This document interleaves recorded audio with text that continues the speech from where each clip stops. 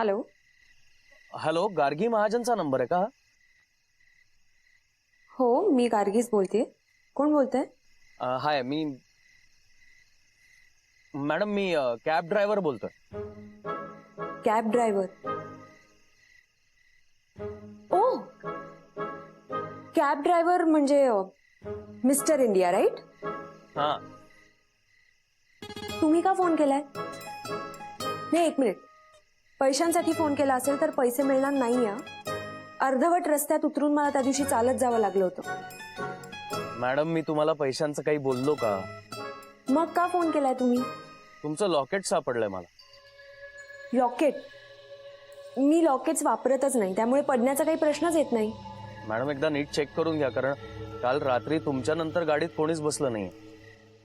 गाडीत कसं कोणी बसेल? तुमची गाडी खराब झाली होती नाही का?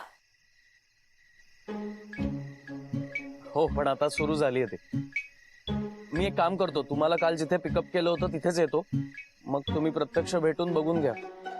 आत्ता? हो. बरं, ठीक आहे, येते मी 2 मिनिटात. ओके.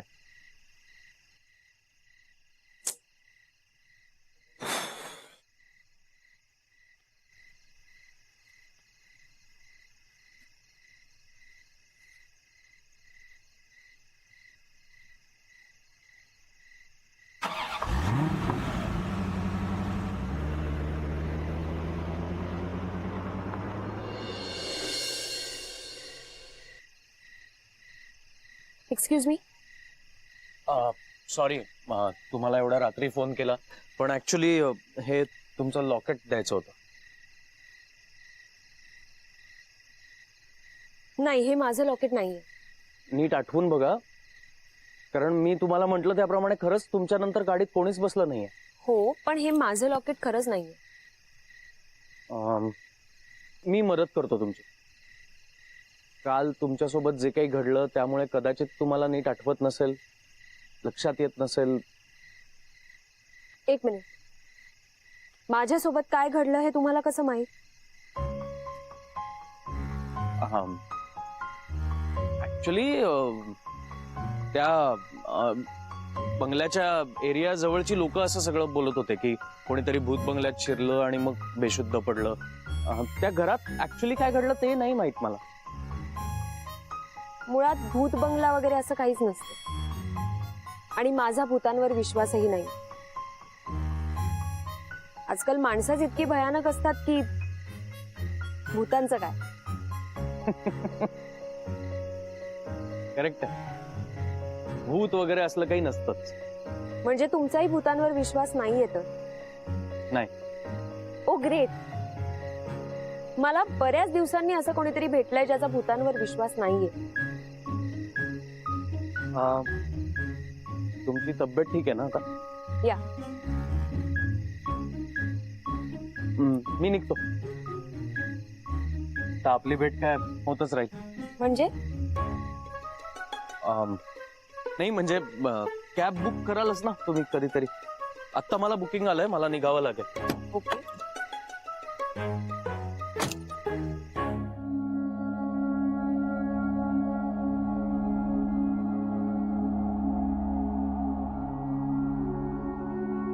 गार्गीच्या बाबतीत जे काही घडलंय ते एवढ्यात व्हायला नको होत. काहीतरी करायला हवं.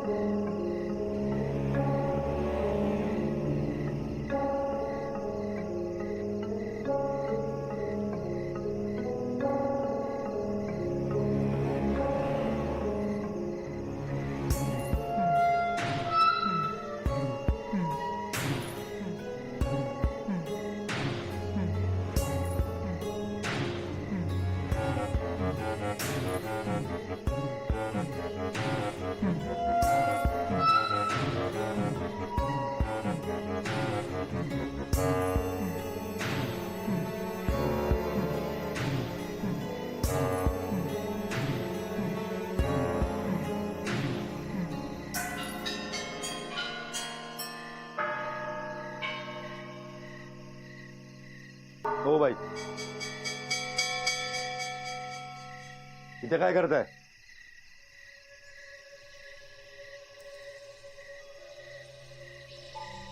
काय नाव काय तुमचं?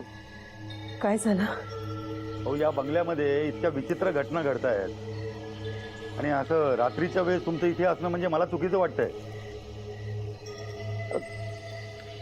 ते मी रिक्षातून इथून जात होते. अचानक मला रिक्षा थांबवावीशी वाटली. मी रिक्षेतून बाहेर पडले. दरवाजा उघडला. अचानक माझी पावलं इथपर्यंत आली.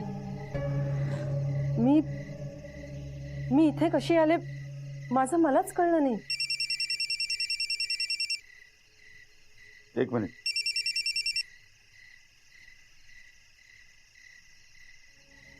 बोल शिंदे, काय शुद्धीवर आली? अरे जाऊ कसं दिलंस? अरे डोकं फिरलंय का तुझं? तू थांब तिथेच, मी आलो. हो बाई, चला तुम्ही पण चला.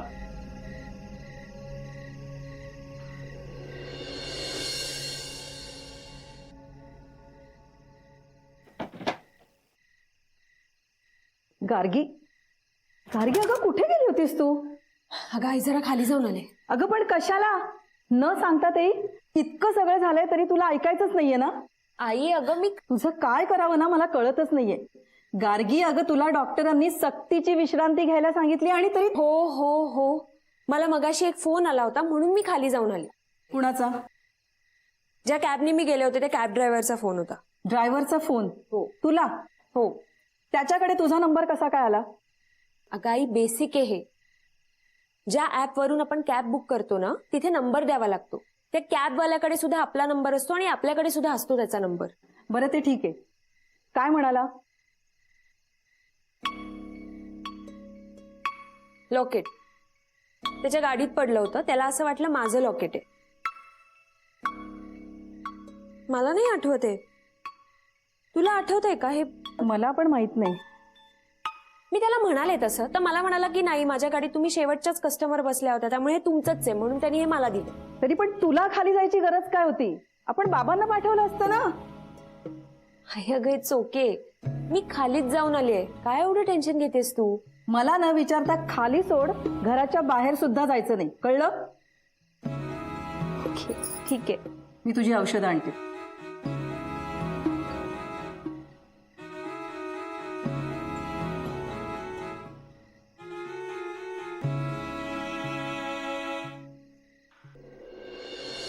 वा, काय कामगिरी बजावली तुम्ही दोघांनी. मग आता काय करायचं? टाल श्रीफळ देऊन सत्कार करायचा का? नाही साहेब. अरे तुम्हाला दोघांना तिथे बसवलं होतं ना मी. तरी ती समिधा निघून कशी गेली? अरे दुट्या करतात का झोपा काढता तुम्ही लोक? साहेब मी जरा खाली गेलो होतो. खाली गेलो होतो. वाघमारे तुम्ही? साहेब मला बायकोचा फोन आला होता त्यामुळे मी बाहेर गेलो होतो. अरे काय कारण देता तुम्ही मला?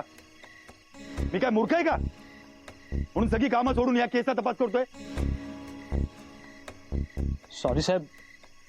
अहो आम्हाला खरंच कळलं नाही तिला डिस्चार्ज केव्हा मिळाला आणि ती केव्हा निघून गेली आणि आम्हाला हॉस्पिटलवाल्यांनी सांगितलं पण नाही. हो ना साहेब, म्हणून सांगत असतो ड्युटीवर लक्ष ठेवा. पण तुमचं काहीतरी भलतंच चालू असतं. किती दिवस गेले या केसचा तपास करतोय. सगळी मेहनत वाया घालवली तुम्ही लोकांनी. आता कशी करणार इन्क्वायरी आणि कसा करणार तपास? एक गोष्ट लक्षात येत नाही. इतके दिवस कोमात असणारी ती मुलगी अचानक शुद्धीवर काय येते? दोघं तिथे असताना ते निघून काय जाते?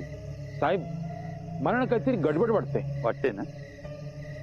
आता बघत बसू नका. लवकरात लवकर त्या पोरीचा शोध घ्या आणि एक गोष्ट लक्षात ठेवा, ती मुलगी सापडल्याशिवाय दोघंही घरी जायचं नाहीये. कळतंय का? हो साहेब. चला निघा.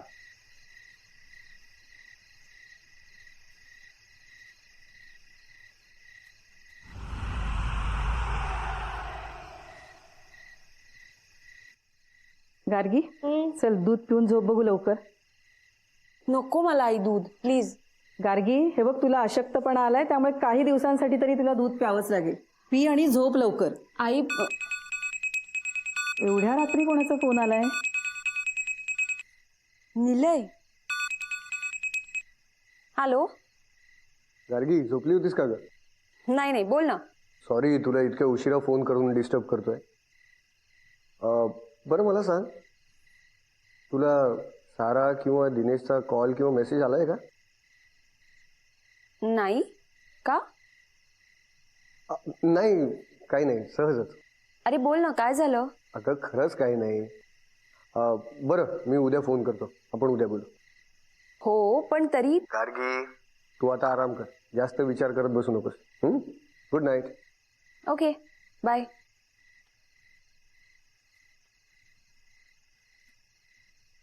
काय ग? हा निलय म्हणजे तोच ना जो तुला सोडायला आला होता, जॅकेटवाला? हो, जॅकेटवाला. तुमच्याच ऑफिसमध्ये आहे ना? तोही पत्रकार आहे का? कॅमेरामॅन आहे. त्याने सुद्धा खूप धावपळ केली होती तू हॉस्पिटलमध्ये असताना. तो तसा चांगला आहे ग. म्हणजे सिनियर असला तरी खूप कॉपरेट करतो, सगळ्यांनाच मदत करतो. आणि इनफॅक्ट तोच कशाला, आमची अख्खी टीम खूप छान आहे. भेटलीयस ना तू? किती गोड आहेत सगळे.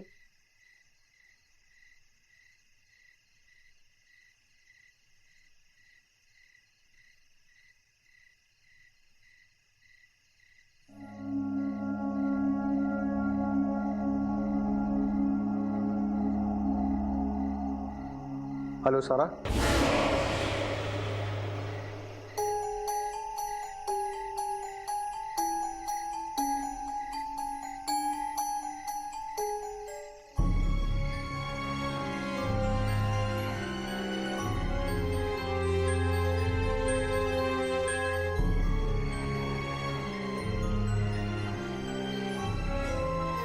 मला कल्पना आहे, गार्गीला तुझ्यापासून वाचवणं सोपं काम नाही. मी विनंती करते, तू तिला काहीही करू नकोस. तिला सोड, सोड तिला.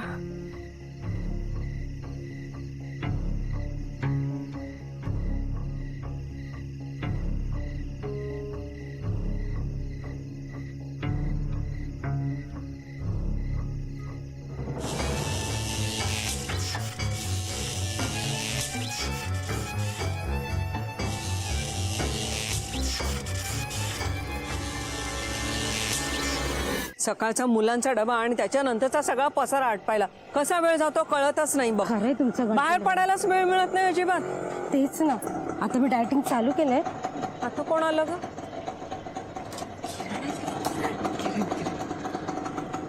डायटिंगचं मलाही सांग हा. नक्की सांगते. हा. काय ग किरण, कुठे गेली होतीस? जरा इथेच बाहेर गेले होते. किरण त्यांचं बरं आहे ना? घरी कुणी नसतं, त्यामुळे आपल्यासारखं घरातच बसून राहावं लागत नाही त्यांना. हो ना. हवं तेव्हा बाहेर जायचं, हवं तेव्हा यायचं. बरोबर ना? वॉक चालू होता ना तुमचा? हो. मग चालू द्या. हो ग. पण किरण, मला एक सांग, गार्गीकडे काय आज कार्यक्रम वगैरे होता का? नाही म्हणजे लग्न बिग्न जमलंय की काय? भरपूर पाहुणे दिसले तिच्याकडे म्हणून विचारलं. पाहुणे त्यांच्याकडे आले होते ना? हो. मग येऊ दे ना. जेवायला तुमच्याकडे नव्हते ना आले? मी आपलं सहज विचारलं. मी पण सहजच विचारलं. वॉक करताय ना? मग चालू द्या.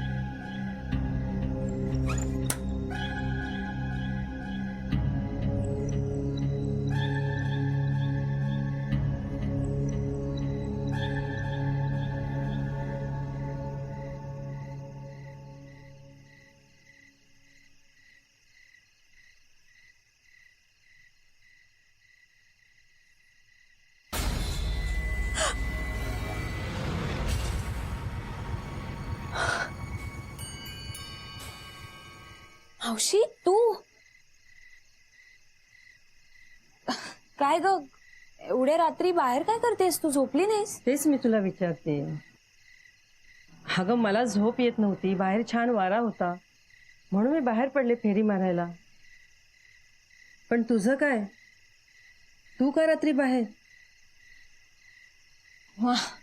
मलाही झोप लागत नाही अगं. हे बघ, आतमध्ये जा आणि झोप.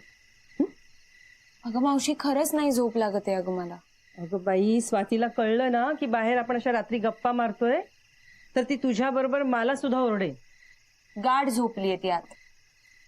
मग तू पण झोप ना बाळा, जा आराम कर. Good night. Good night.